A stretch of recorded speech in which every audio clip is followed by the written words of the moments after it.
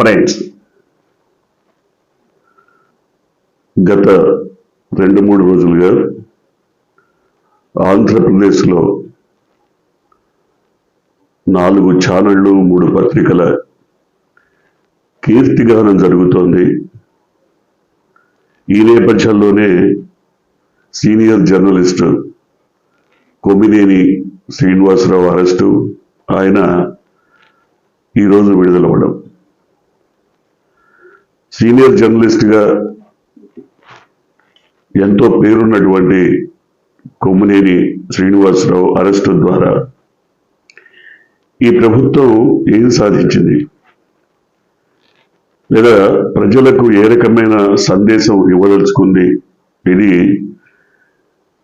చాలామందిని వేధిస్తున్న ప్రశ్న. 70 ఏళ్ల వయసులో ఎన్నో అనుభవాలు పొందినటువంటి శ్రీనివాసరావు ఎక్కడ మాట తూలకపోయినా సంయమనంతోనే వ్యవహరిస్తారన్న పేరుంది. ఆయన అరెస్టు ద్వారా ఏం సాధించారు అంటే, మేము ఎవరిని వదలం, మాకు అడ్డొస్తే, మాకు అడ్డు చెబితే మా సామాజిక వర్గానికి చెందినటువంటి శ్రీనివాసరావునైనా మేము వదలం. ఎంత ఉన్నతుడైనా, ఎంత ఎత్తుకు ఎదిగినా, ఏ స్థాయిలో ఉన్నా మేము అడ్డు తొలగించుకుంటామే తప్ప, లేదా వాళ్ళ మీద కక్ష తీర్చుకుంటామే తప్ప ఎవ్వరిని వదలం. ఇది చెప్పదలుచుకున్న సందేశంగా కనబడుతోంది. మరోపక్క 2-3 రోజులుగా ఈ 4 ఛానళ్ళు, మీడియా పత్రికలు చంద్రబాబుని ఇంటర్వ్యూ చేస్తూ ఆయన్ని కూర్చోబెట్టి కీర్తిగానం చేసినటువంటి తీరు ఒక దశలో వెగటు పుట్టించిన మాట వాస్తవం. ఎన్ని భుజకీర్తులు, అపర చాణక్యుడు, యోధుడు, సూర్యుడు, వీరుడు, ఎందుకు ఇంతగా అవసరం లేదు? ఒక సీనియర్ ముఖ్యమంత్రి, రాజకీయాల్లో దాదాపు 40 ఏళ్ళ నుంచి ఉన్నారు. ఇంతకు మించినటువంటి ఘనకీర్తి ఆయన చరిత్రలో ఎక్కడా లేదు. ఆయన కూడా పలు వార్తా సంస్థలకు ఇచ్చినటువంటి ఇంటర్వ్యూల్లో రకరకాల వ్యాఖ్యలు చేశారు. ఒక దశలో అయితే ఒక ఛానల్ ప్రతినిధి జగన్మోహన్ రెడ్డిని భూస్థాపితం చేయలేదా, చేయబోతున్నారా, చేస్తారా, ఏంటి అసలు జగన్మోహన్ రెడ్డిని భూస్థాపితం చేయడం అనే ప్రశ్న ఏంటి? జగన్మోహన్ రెడ్డి తనకు తానుగా ఒంటరిగా నిలబడి పోరాడి ఆయన యోధుడిగా నిరూపించుకున్నాడు. ఒక కాంగ్రెస్ పార్టీ, ఒక ప్రవహించే జీవనది లాంటి కాంగ్రెస్ పార్టీని ఎదిరించి ఆ పార్టీ నాయకుల్ని ఓడించి నిలబడ్డాడు. ఆ మాటకు వస్తే టీడీపీని కూడా ఓడించాడు. జగన్మోహన్ రెడ్డిని ఎందుకు ఒక రాక్షసుడిగా చిత్రీకరించాలని చూస్తున్నారు? పైగా ఇంకో మాట అంటారు చంద్రబాబు నాయుడు, ఇప్పటిదాకా నా మంచితనమే చూశారు, ఇక నుంచి అసలు చంద్రబాబుని చూస్తారు. అంటే ఇప్పటిదాకా ఏం చూసాం మంచితనం? ఏంటి మంచితనం? ఆయనే చెప్పారు,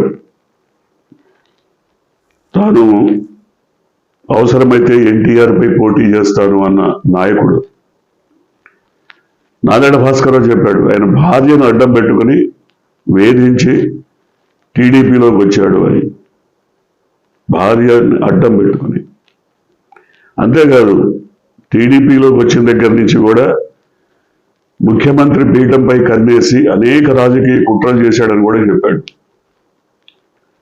చివరికి ఎన్టీ రామారావుని అతి దారుణంగా గద్దెదించి అసెంబ్లీలో కన్నీటితో వేడుకున్నాడు స్పీకర్ని, నాకు మాట్లాడే అవకాశం ఇవ్వమని. ఎన్టీ రామారావు వృద్ధాప్యంలో, కానీ అది కూడా అవకాశం కూడా ఇవ్వలేదు అప్పుడు స్పీకర్గా ఉన్న యనమల రామకృష్ణుడు. ఆ తర్వాత ఎన్టీ రామారావు అసలు పదవికి అనర్హుడు, ఆయనకి అమ్మాయిలు పిచ్చి, రకరకాల ఇదని వార్తలు రాయించిన గనుడు ఈయన. ఇంకేంటి మంచితనం? ఎక్కడి నుంచి వచ్చింది మంచితనం? కూతురునిచ్చి, పదవి ఇచ్చి, రాజకీయాల్లో సరికొత్త రాచబాట వేసినటువంటి ఎన్టీ రామారావుకి ఆ విధమైనటువంటిది. ఆ తర్వాత రాజశేఖర రెడ్డి మిత్రుడు ఆయనకి పదవి ఇప్పించడంలో, చంద్రబాబుకి పదవి ఇప్పించడంలో రాజశేఖర రెడ్డి కీలక పాత్ర పోషించాడు. చాలా మందికి ఈ విషయం తెలుసో తెలియదో కానీ మంత్రి పదవి ఇప్పించడంలో కీలక పాత్ర పోషించాడు. అంజయ్ క్యాబినెట్ లో మంత్రి పదవి ఇప్పించారు. కానీ అలాంటి రాజశేఖర రెడ్డిని ఫ్యాక్షనిస్ట్ అంటూ, రాక్షసుడు అంటూ, కిరాతకుడు అంటూ, అసలు ఎన్ని రకాల ఆయన్ని మరి భ్రష్టు పట్టించాలని చూశారో అంతా చేశారు. ఇంకెక్కడుంది మంచితనం? అదే కాదు తన అధికారంలోకి వచ్చాక కేసీఆర్ని దూరం పెట్టడం వల్లనే కదా, మంత్రి పదవి ఇవ్వకపోవడం వల్లనే కదా అసలు తెలంగాణ ఉద్యమం పుట్టుకొచ్చింది. ఇవాళ రాష్ట్రం ముక్కలైంది ఈయన కారణంగానే కదా. అసలు అదే గనక కేసీఆర్ మంత్రివర్గంలో ఉంటే వాళ్ళ తెలంగాణ ఉండేది కాదు. మరి ఈ చరిత్రకు గనుడెవరు? ఏంటి మంచితనం? అప్పటికీ కేసీఆర్ ముఖ్యమంత్రి అయిన తర్వాత ఆయన వదిలిపెట్టలేదు. అనుక్షణం ఆ ప్రభుత్వాన్ని కూల్చడానికి ప్రయత్నించి చివరికి రెడ్ హ్యాండెడ్గా పట్టుబడ్డ తర్వాత తట్టాబుట్టా సర్దుకొని రాత్రికి రాత్రి పరారైపోయినటువంటి పరిస్థితి కదా. ఇంకేంటి మంచితనం? పోనీ అక్కడికి కూడా వచ్చిన తర్వాత రాష్ట్రాన్ని అలవి కాని అప్పుల్లో ముంచినది ఆయనే కదా. తన ఇష్టారాజ్యంగా, తన ఇష్టం వచ్చినట్టు తను ఏది అనుకుంటే దాన్ని చేయాలని, తను ఎక్కడ కావాలంటే అక్కడ రాజధాని పెట్టాలని, ఏది చేయాలంటే చేయాలని చేశారు. అయినప్పటికీ సహనంతో ఉన్నటువంటి జగన్మోహన్ రెడ్డి వెంట ఉన్న, ఆయన గెలిపించుకున్న 23 మందిని తీసుకొని వారిలో కొంతమందికి మంత్రి పదవి ఇచ్చి ఇలాంటి నీచ రాజకీయాలు చేసిన వ్యక్తి ఇంకెక్కడిది మంచితనం? ఇంకెక్కడుంది మంచితనం? రాజశేఖర రెడ్డి చనిపోయిన తర్వాత ఆయన కొడుకు రాజకీయాల్లోకి వచ్చాడనగానే ఎంతో హుందాగా ఆహ్వానించాల్సిన మనిషి అతన్ని రాజకీయంగా భూమిలో ఆనాడే భూమిలో పాత్ర వేయడానికి ప్రయత్నించి దాదాపు కాంగ్రెస్తో కలిసి 16 నెలలు జైల్లో పెట్టించిన ఘన చరిత్ర తమదే కదా. ఇంకెక్కడిది మంచితనం? కొన్ని కాంగ్రెస్తో సఖ్యతగా ఉన్నారా? కాంగ్రెస్ని తిట్టరాని తిట్లు ఇటలీ పోతాం, ఇటలీ దయ్యం, అసలు కాంగ్రెస్ వాళ్ళు కనిపిస్తే కొడవలతో నరికేయండి అన్న ఘన చరిత్ర ఎవరిది? ఇంకెక్కడిది మంచితనం? పోనీ బీజేపీతో 4 సార్లు అంటగాగారు, వెంట నడిచిన ప్రతిసారి విజయం సాధిస్తూ వచ్చారు. కానీ వాళ్లతో తేడా వచ్చినప్పుడు మోడీని ఎన్ని తిట్లు తిట్టాలో అన్ని తిట్లు తిట్టారు కదా. అసలు పెళ్ళాన్ని పోషించలేని వాడు దేశాన్ని నడుపుతాడు అన్నారు కదా. అసలు ఎక్కడో గోద్రా ఇన్సిడెంట్ జరిగిన వాడు ఇక్కడికి వస్తే అరెస్ట్ చేయిస్తా అన్నారు కదా. అమిత్ షా ఇక్కడికి వస్తే రాళ్ళేయించారు కదా తిరుపతిలో, నల్ల బెలూన్లు చూపించారు కదా. ఇంకెక్కడిది మంచితనం? అసలు ఎవరిని వదిలేరు? రాజకీయంగా మీ ఇష్టానుసారం, మీ పద్ధతిలో, మీదైన శైలిలో ఏం చెయ్యాలంటే అది చేశారు. మీ పదవిని కాపాడుకోవడం కోసం, లేదా మీ అధికార దాహాన్ని చూపించుకోవడం కోసం ప్రతి సందర్భంలోనూ ఏ రకమైన నీచమైన ఎత్తులు వేయాలో అన్నీ వేశారు. వీటన్నిటికీ వంత పాడింది ఆ 4 పత్రికలు, ఆ 3 ఛానళ్ళు.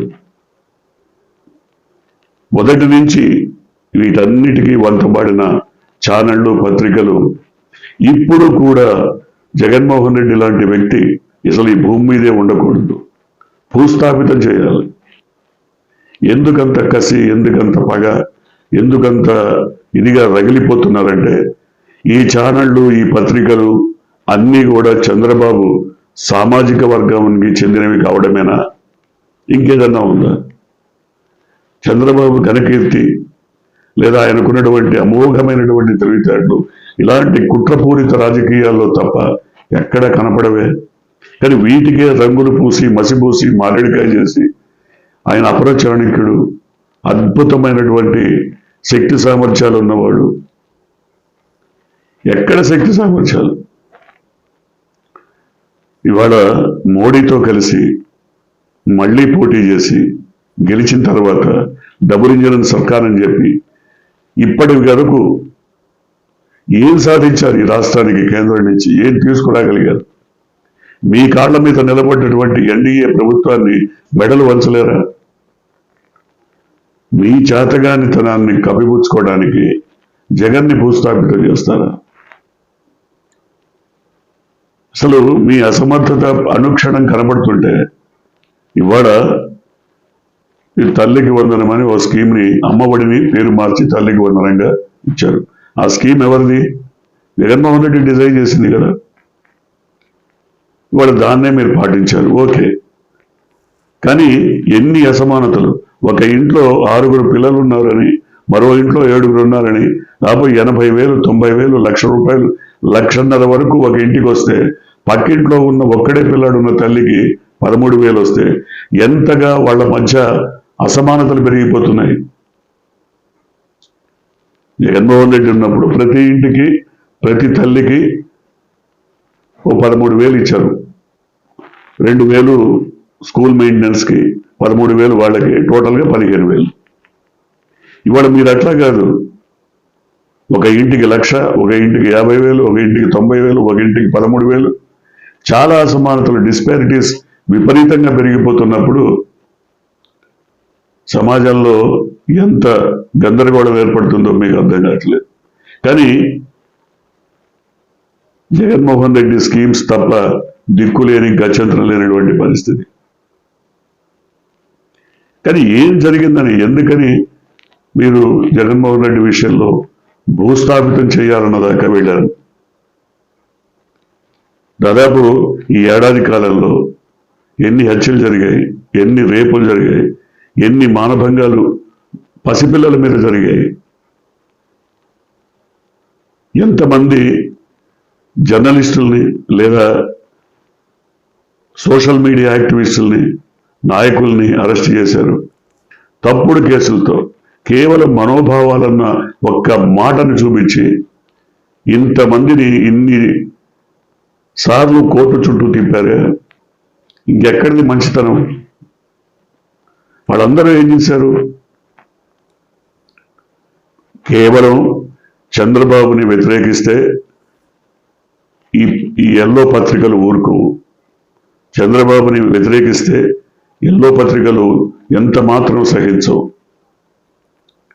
చంద్రబాబుని ఏమాత్రం ఎవరైనా చిన్న మాటన్నా ఎల్లో పత్రికలు వాళ్ళ మీద విరుచుకుపడిపోతాయి. ఇంతగా భజన చేసే పత్రికలు, ఇంతగా ఎదుటి వాళ్లపై రాక్షసానందంతో దాడి చేసే పత్రికలు అన్ని కట్టగట్టుకొని కలగలిసి ఒక పక్క సంఘటితమై పోరాడుతుంటే, ఒక్కడుగా జగన్మోహన్ రెడ్డి మరో పక్క తన ఏకైక పత్రికతో పోరాటం సాగిస్తున్నాడు. మీరు అవసరమైతే తిడతారు, అవసరమైతే కాడు పట్టుకుంటారు, అవసరమైతే వాళ్ళని ఎన్ని విధాలు విమర్శించాలో అన్ని విమర్శిస్తారు. ఆ తర్వాత మళ్ళీ భుజకీర్తులు తొడిగి వాళ్ళనే పొగిడి పూలదండలేస్తారు. కానీ జగన్మోహన్ రెడ్డి ఎవరిని విమర్శించలేదు, పొగడలేదు, తెగడనాటలేదు, కాళ్ళు పట్టుకోలేదు. తనదైన రాజకీయంలో ఒంటరి పోరాటం చేస్తున్నాడు. సో ప్రజలు అన్నీ గమనిస్తున్నారు, ప్రజలు ప్రతి ఒక్కటి గమనిస్తున్నారు. ఒక ఒంటరి పోరాటంలో ఒక వీర యోధుళ్ళ అతనెట్లా ఉన్నాడు. ఇంతమంది కాళ్ళు పట్టుకొని, ఇంతమందికి మీరు అనేక రకాల భుజకీర్తులు తగిలించి, పొగిడి, ఆనందించి, వెనుక నుంచి గోతులు తీస్తూ మీరు చేస్తున్న రాజకీయం ఏంటి? ప్రతి ఒక్కటి ప్రజలు గమనిస్తున్నారు. కాబట్టి జగన్మోహన్ రెడ్డిని భూస్థాపితం చేస్తామను, లేదా 70 ఏళ్ల వృద్ధుడు సీనియర్ జర్నలిస్టు ఎవరికి అపకారం తలపెట్టని కొమ్మినేని శ్రీనివాసరావు లాంటి వాళ్ళని అరెస్ట్ చేసి పొందిన రాక్షసానందం ఏంటో తెలియదు.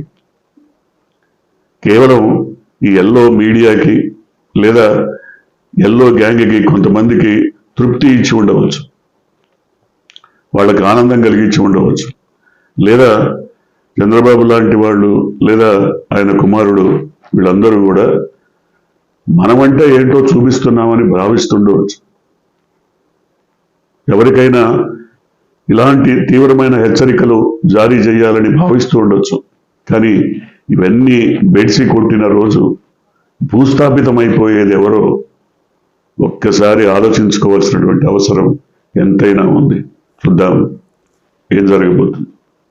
మీరు కొత్తగా కనుక ఈ ఛానల్ని చూస్తున్నట్టయితే, మీరు ఇప్పటివరకు మన ఛానల్ని సబ్స్క్రైబ్ చేసుకున్నట్టయితే వెంటనే ఛానల్ని సబ్స్క్రైబ్ చేయండి. వెంటనే వీడియోని లైక్ చేసి షేర్ చేయండి. బెల్ ఐకాన్ని